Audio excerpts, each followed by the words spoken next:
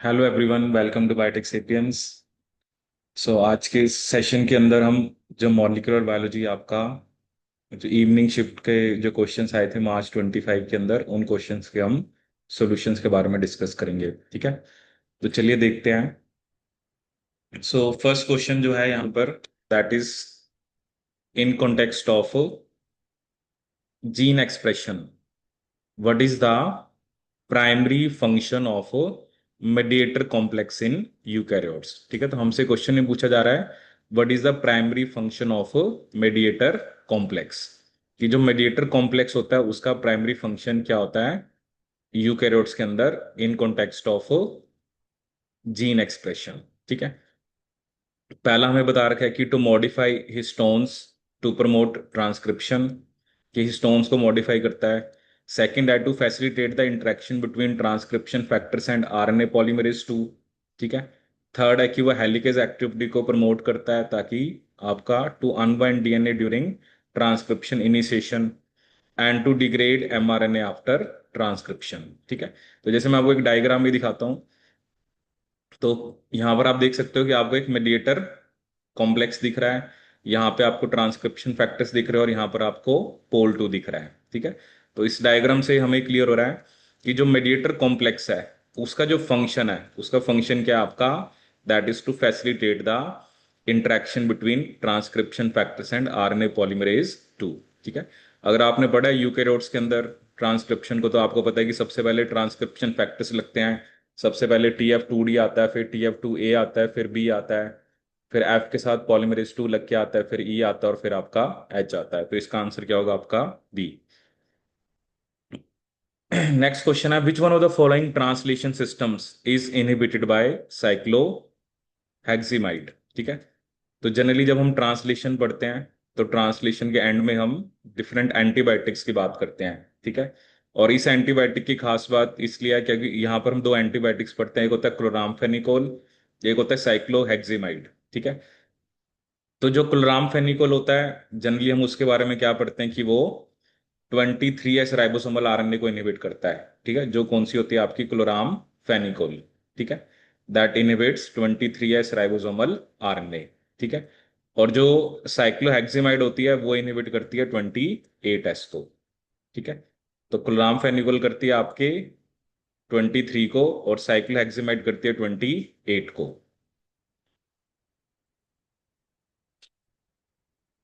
ठीक है, तो ऑब्वियसली अगर मैं क्लोरामफेनिकोल की बात करता हूं तो जनरली ये बैक्टीरिया के अंदर ट्रांसलेशन को इनहिबिट करती है। ठीक है, क्योंकि जो 23S राइबोसोमल आरएनए होता है वो किसमें होता है आपके प्रोकैरियोट्स में। लेकिन अगर मैं साइक्लोहेक्सिमाइड की बात कर रहा हूं, so it inhibits 28S ribosomal RNA. ठीक है, जिसके पास पेप्टाइडल ट्रांसफेरेज एक्टिविटी होती है।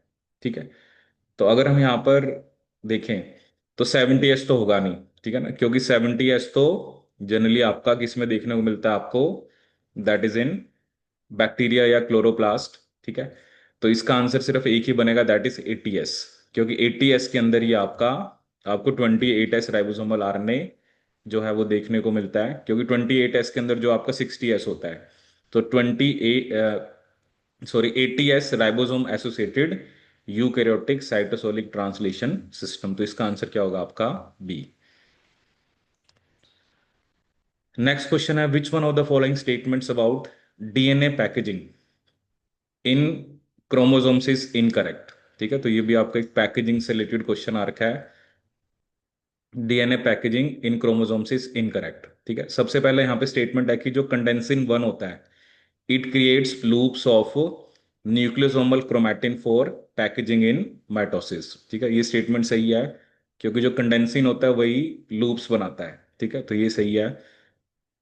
Histone H1 is required for higher order packaging of mammalian chromosome. ठीक है, जैसे हम पढ़ते हैं ना, पहले एक तो ऑक्टामर होता है उसके राउंड डीएनए बाइंड करता है, फिर H1 जो होता है वो हमें हायर ऑर्डर पैकेजिंग के लिए चाहिए होता है। ठीक है, histone forms hydrogen bond with the sugar phosphate backbone of DNA. ठीक है, जैसे अब देखो यहाँ पे एक लाइन बता रखी है, हिस्टोन वैसे तो डीएनए के साथ इलेक्ट्रोस्टैटिक इंटरेक्शन के थ्रू बाइंड करते हैं। ठीक है, क्योंकि डीएनए में जो बैकबोन है उस पर नेगेटिव चार्ज है, और हिस्टोन के अंदर जैसे आर्जिनिन होता है, लाइसिन होता है, उन पे पॉजिटिव चार्ज होता है। और दूसरा हाइड्रोजन बॉन्ड भी लिखा हुआ है between positively charge amino acid on the histone protein and the negatively charge phosphates groups on the DNA sugar phosphate backbone. ठीक है, एक तो चलो ठीक है ना, जो आर्जिनिन के अंदर साइड चेन है, ग्वानिडीन साइड चेन होती है उसके साथ, और फॉस्फेट ग्रुप का सॉल्ट ब्रिज बन रहा है, एक तो वो भी है। और एडिशनली हाइड्रोजन बॉन्ड किसके बीच में बनते हैं, जो अमाइड ग्रुप है किसका, हिस्टोन बैकबोन का, और oxygen atoms of phosphate group. ठीक है, तो ये स्टेटमेंट भी यहां पर सही है कि हाइड्रोजन बॉन्ड भी बनता है। Histone modification is not required for mitotic chromosome condensation. ठीक है, अब ये स्टेटमेंट गलत है।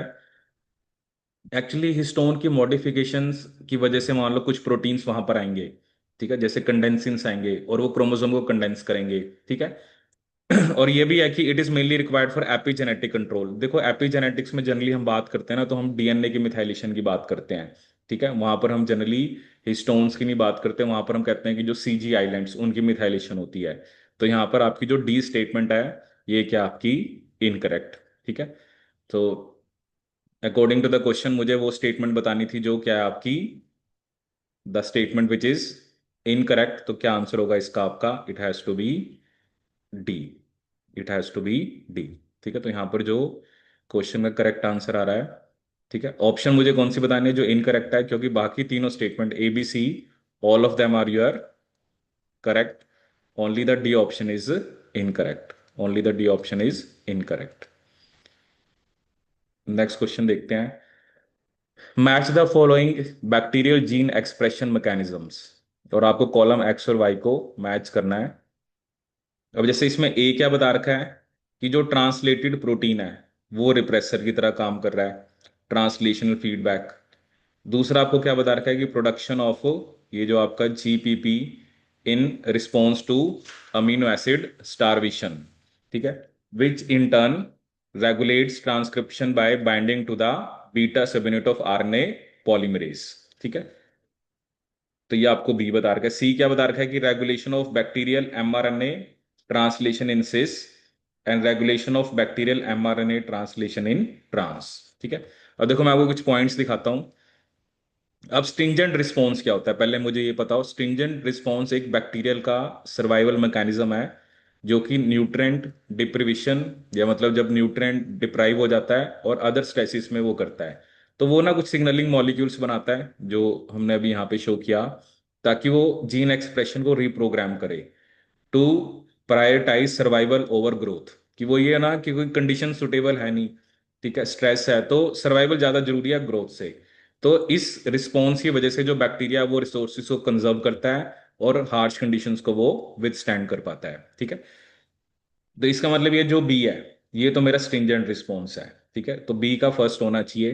ठीक है, तो अगर तो इस हिसाब से मेरी जो सेकंड और थर्ड ऑप्शन तो एलिमिनेट होगी। ठीक है, क्योंकि बी का फर्स्ट जो है वो सिर्फ दो ही ऑप्शन में है। ठीक है, अब एक है कि translated protein act as a repressor. अब ये क्या होता है कि ribosomal protein operon in bacteria are primarily regulated by translational feedback mechanisms where an excess of specific ribosomal protein binds to its own mRNA। ठीक है, तो मतलब वो राइबोसोमल आरएनए प्रोटीन ज्यादा बनाते हैं और वो खुद के आरएनए से जाके लग जाते हैं और उसकी ट्रांसलेशन नहीं होने देते। ठीक है, तो ये जो लिखा ना कि translated protein, obviously ribosomal RNA protein translate हुए हैं और वो रिप्रेसर की तरह काम कर रहे हैं। ठीक है, क्योंकि वो एमआरएनए से जाके बाइंड कर जाते हैं और उनकी ट्रांसलेशन वो रोक देते हैं। सो ए का क्या होना चाहिए आपका टू। ठीक है, तो यहां से इन दोनों से ही वैसे तो आंसर मेरा फोर्थ आ गया। ठीक है, बट ये सिस ट्रांस का भी हम देख लेते हैं। जैसे एकदम आपको इमेजेस दिखाता हूँ, जैसे ये एस आर दिखा रखा है। सिस एक्टिंग में क्या होता है कि जैसे ये डीएनए से आरएनए बना, तो उसी से ही एक आरएनए बन रहा है और उसकी परफेक्ट बेस पेयरिंग होती है। ट्रांस में क्या होता है, कहीं दूसरे जगह से वो आरएनए बन के आ रहा है और वो उसको साइलेंट कर रहा है उसके एमआरएनए को। ठीक है, और एक और कंसेप्ट यहाँ पे जैसे हम राइबो स्विचेस का होता है, जैसे आपको ये एक स्ट्रक्चर दिख रहा है कि ट्रांसक्रिप्शन हो रही है इस स्ट्रक्चर की और ट्रांसलेशन हो रही है, बट कई बार ना कुछ लिगेंड्स आगे लगते हैं जिसकी वजह से कुछ इस टाइप के स्ट्रक्चर्स बन जाते हैं कि वो एक्सप्रेशन रुक जाती है। जैसे यहाँ पे ट्रांसक्रिप्शन रुक गई लिगेंड की बाइंडिंग की वजह से और ट्रांसलेशन भी रुक गई। ठीक है, जनरली ये भी सिस ही होगा क्योंकि ये उसके पास का ही एलिमेंट है। तो सिस में हम यहाँ पे क्या लिख सकते हैं कि राइबो स्विचेस, ठीक है, that bind to a ligand और ट्रांस में हम क्या लिख सकते हैं कि कुछ स्पेसिफिकली आपके यहाँ पर, जैसे you have some you have some S R N A, ठीक है, आपके पास कोई स्पेसिफिक क्या है, S R N A and chaperones which require pairing with M R N A, ठीक है। तो सी का हमारा 4 हो गया, डी का हमारा 3 हो गया, ठीक है। तो वैसे तो ए और बी से ही हमारा आंसर आ गया था। नेक्स्ट क्वेश्चन है, in a study researchers replace the natural promoter of a gene with a synthetic promoter that contains a point mutation in the Tata box that prevents binding of the Tata binding protein, ठीक है। देखो क्या होता है ना, जब भी आप ट्रांसक्रिप्शन पढ़ते हो, जैसे पहला क्वेश्चन भी मैंने आपको दिखाया था कि वहां पे भी ट्रांसक्रिप्शन फैक्टर्स लगते हैं, तो टाटा बाइंडिंग प्रोटीन वो लगता है टाटा बॉक्स पे है, ठीक है। अगर आपको पढ़ा हो तो TF2D सबसे पहला ट्रांसक्रिप्शन फैक्टर जो यूकेरियोट्स में लगता है वो TF2D होता है, और टाटा बाइंडिंग प्रोटीन इसी TF2D का पार्ट होता है, टाटा बाइंडिंग प्रोटीन। अब क्वेश्चन वो ये दे रहा है कि आपका जो एक तरह से म्यूटेशन होगी, मतलब आपने एक प्रमोटर है वो एक जीन के साथ लगाया और उसके अंदर आपने एक पॉइंट म्यूटेशन कर दी टाटा बॉक्स में। अब इसका मतलब तो ये है कि मे बी आपका जो एक तरह से आप कह सकते हो कि जो टाटा बाइंडिंग प्रोटीन है फिर वो उसके साथ बाइंड नहीं करेगा, ठीक है। तो इसका क्या मतलब, ये जो स्पेसिफिक आउटकम्स हमें कुछ दे रखे हैं, क्योंकि इस मॉडिफिकेशन की वजह से ये कुछ आउटकम्स दे रखे हैं, और आपको ये बताना है कि इनमें से कौन सी ऑप्शंस जो हैं विच represents the combination of all incorrect statement, मतलब कि जो आउटकम्स नहीं हो सकते हैं, ठीक है। पहला है कि mRNA will be generated with an alternating reading frame. देखो टाटा बॉक्स में प्रॉब्लम का मतलब क्या है कि इनिशिएशन में प्रॉब्लम है, ठीक है, उससे आपका रीडिंग फ्रेम तो अफेक्ट होने नहीं वाला है, तो ये स्टेटमेंट इनकरेक्ट है। The mRNA will be transcribed by polymerase 1 instead of pol 2, ये गलत है, ठीक है। mRNA को पोल 2 ही बनाता है, ठीक है, पॉल बनाकर राइबोसोमल आरएनए बनाता है। Transcription occur with A reduced efficiency, ठीक है, ये हो सकता है क्योंकि may be TB TATA binding protein proper नहीं लग रहा, उसकी वजह से थोड़ी एफिशिएंसी जो है वो रिड्यूस हो सकती है। एंड ट्रांसक्रिप्शन में occur but will result in the formation of non functional mRNA, ठीक है। देखो क्या ना, टाटा बॉक्स में प्रॉब्लम का मतलब है इनिशिएशन में प्रॉब्लम है कि जो एक तरह से एक प्रोटीन्स की असेंबली होनी है, ठीक है। क्योंकि जब वो इससे इसमें हम ये नहीं कह रहे ना कि जो रीडिंग फ्रेम आपका ऑल्टर हो जाएगा या नॉन फंक्शनल एमआरएनए बनेगा, ऐसा हम कुछ नहीं कह सकते, ठीक है। हाँ ये है कि अब आपने पॉइंट म्यूटेशन करी है, जैसे टाटा के अंदर आपने एक न्यूक्लियोटाइड बदल दिया, क्या पता अभी भी टाटा बाइंडिंग प्रोटीन लग रहा हो, और बट उसकी जो एफिशिएंसी जो हो जाए ट्रांसक्रिप्शन की वो थोड़ी सी क्या हो जाए आपकी रिड्यूस, ठीक है। तो A B D तीनों ही गलत हैं, और इसमें सी आपका हो सकता है। तो इनकरेक्ट स्टेटमेंट्स आपकी कौन सी होंगी, A B and D, ठीक है। नेक्स्ट क्वेश्चन आपका आया था, match the following ribose sugar pucker in nucleic acids with their corresponding conformational states, और जो ब्लैक सर्कल है वो किसको डिनोट कर रहा है, बेस। अब हमें पता है ना कि जो शुगर होती है, जनरली तो जो हम न्यूक्लियोटाइड्स की बात करते हैं तो जो आपका जो बेस है, ठीक है, एक तरह से जो एक तरह हम कहते हैं कि जो nucleotide is made of 3 components, उसमें बेस होता है, उसमें आपकी शुगर होती है और फॉस्फेट होता है। तो जो शुगर होता है उसके जो 1 प्राइम पे आपका क्या लगा होता है, बेस लगा होता है, ठीक है। जैसे यहाँ पे लिखा ना 1 1 प्राइम होगा, जिस पोजीशन पे लगा होगा, फिर 2 प्राइम 3 प्राइम, ठीक है। अब देखो एक डायग्राम जो मैं आपको शो करता हूँ, क्योंकि इससे आपको इजिली समझ आ जाएगा। जनरली क्या होता है ना, जैसे आप ये देख रहे हो 1 prime 2 prime 3 prime 4 prime 5 prime, जैसे इसमें C2 प्राइम ऊपर की तरफ है, तो इसको वो क्या बोल रहा है, C2 प्राइम एंडो। इसमें C3 प्राइम ऊपर की तरफ है तो इसे बोल रहा है C3 प्राइम एंडो, ठीक है। और इसमें आपको क्या दिख रहा है, जैसे C3 प्राइम भी ऐसा दिख रहा है कि एक तरह से ऊपर की तरफ है और C2 प्राइम नीचे की तरफ भी है, ठीक है। मतलब वैली सी दोनों में दिख रही है ना, कि ऊपर की तरफ भी है नीचे, तो इसको वो क्या बोल देता है, C3 प्राइम एंडो और C2 प्राइम एक्सो, ठीक है। अब देखो मैं देखता हूँ जो मुझे क्वेश्चन आया था। अब देखो मैं अगर यहाँ पे देखूं, मैं सिर्फ पोजीशन को देखता हूँ, मुझे C2 प्राइम ऊपर दिख रहा है, इसका मतलब ये C2 प्राइम एंडो है, ठीक है। इसमें मुझे C2 प्राइम क्या दिख रहा है आपका, ऊपर की साइड। ऐसे मान लो C3 प्राइम नीचे भी दिख रहा है, बट यहाँ पर C3 प्राइम के बारे में तो मतलब जो ऑप्शन है ना ABCD, उसमें C2 प्राइम या चारों, ठीक है। तो C2 प्राइम एंडो होगा, ठीक है। एंडो का मतलब क्या है कि ए और जो मेरी सी ऑप्शन है वो तो गलत होगी, ठीक है, क्योंकि सी सॉरी A और D, ठीक है, ये दोनों तो मैं एलिमिनेट कर पाऊंगा, क्योंकि C2 प्राइम एंडो B और C में ही दे रखा है, ठीक है। फिर अब यहाँ पर जैसे मुझे क्या दिख रहा है, यहाँ पर मुझे दिख रहा है O ऊपर की तरफ, ठीक है, जैसे 2 प्राइम, 3 प्राइम, 4 प्राइम, और ये तो 1 प्राइम के साथ लगा हुआ, तो इसमें ओ ऊपर की तरफ है, तो इसको मैं C4 prime, C4 sorry O4 prime endo. ठीक है, तो O4 प्राइम एंडो। ठीक है, तो इससे तो ये पता लग रहा है कि बी आंसर होना चाहिए। अब इसमें भी देखो आपका C3 प्राइम ऊपर की तरफ है, C3 प्राइम एंडो। इसमें देखो अब O4 प्राइम नीचे की तरफ है, तो इसको O4 प्राइम एक्सो। ठीक है, मतलब इसमें बस ये होता है कि आपको ये देखना होता है कि जो एटम है, ठीक है, जैसे ये डायग्राम से आपको इजीली क्लियर हो रहा है कि जैसे आपको ये जो C2 प्राइम है जैसे ऊपर की तरफ है, ये था एंडो, इसमें C3 प्राइम ऊपर की तरफ था। अब इसमें ऐसा लग रहा है कि C2 प्राइम ऊपर की तरफ भी दिख रहा है और C2 प्राइम नीचे की तरफ भी है, तो इसमें भी नीचे, बट इसमें इतना जैसे होता है ना कि वो आपका वाइड नहीं है, जैसे ये वाइड दिख रहा है, ठीक है, या आपको इसमें एरिया ज्यादा दिख रहा है, इसमें एरिया कम दिख रहा है। ठीक है, तो इसका आंसर क्या होगा आपका B. Right answer is B. Next question है, a region of mouse chromosome was subjected to micrococcal nuclease hypersensitivity analysis over stages of development. In early stages, the region had regularly spaced nucleosomes. In the later stage, nucleosomes were irregularly spaced with several nucleosome free regions detected. ठीक है, मतलब पहले वो regular थे कि nucleosomes की जो positioning थी वो बिल्कुल रेगुलर थी, बाद में क्या होगा कि बहुत सारे न्यूक्लियोसोम्स एक तरफ हो गए, बहुत सारे मतलब कुछ ऐसे रीजन थे जहां पे न्यूक्लियोसोम है ही नहीं। ठीक है, क्योंकि उसका ही मतलब है ना कि सेवरल न्यूक्लियोसोम फ्री रीजन्स वर डिटेक्टेड। ठीक है, अब देखो पूछ रहा है कि क्या पॉसिबल इन्फरेंस है। एक तो वो कह रहा है कि जो क्रोमैटिन है वो एक फैकल्टेटिव हेट्रोक्रोमैटिन है।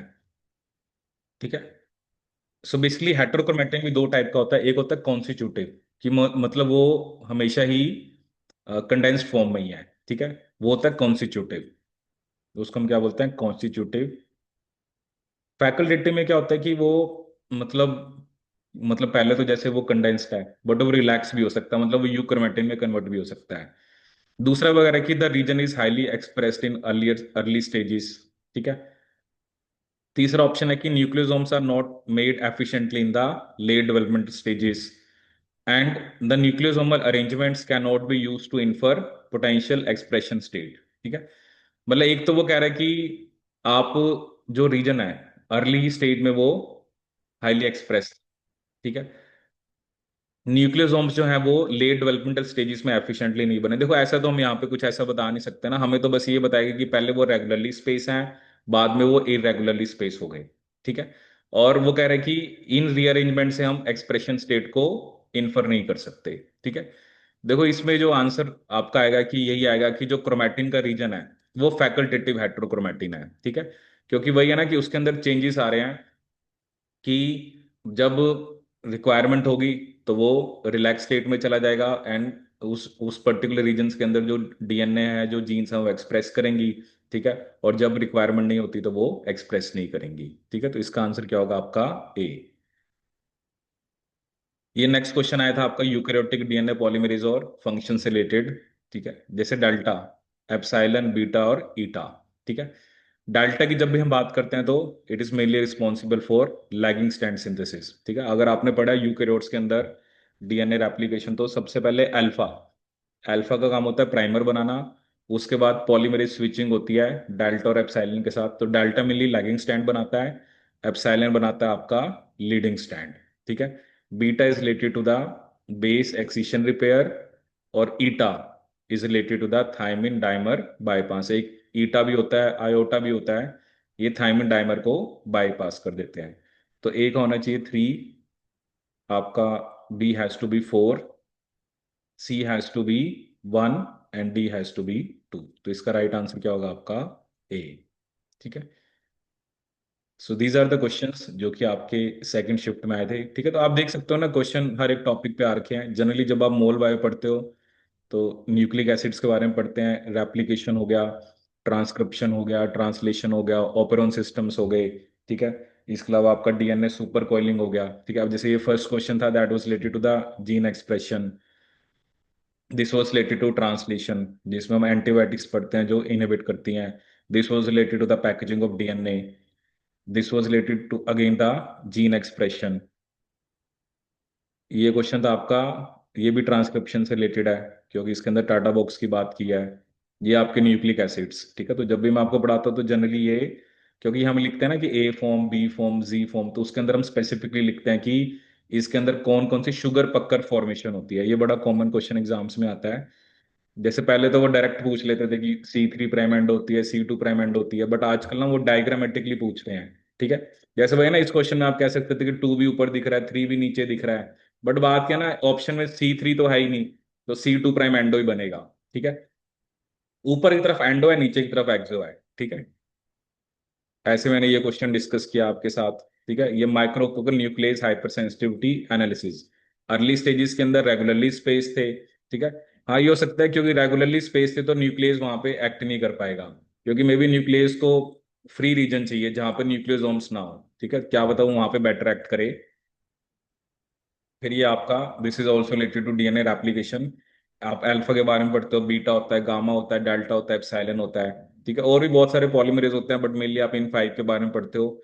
जैसे गामा जो होता है वो it is responsible for mitochondrial DNA replication.